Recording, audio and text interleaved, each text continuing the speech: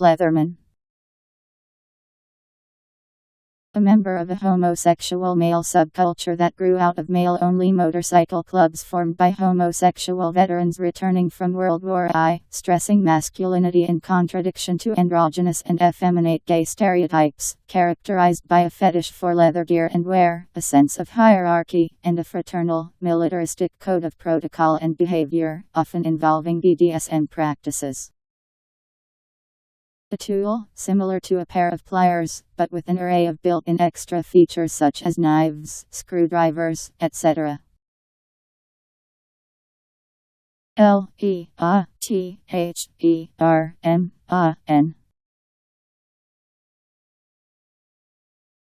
Leatherman.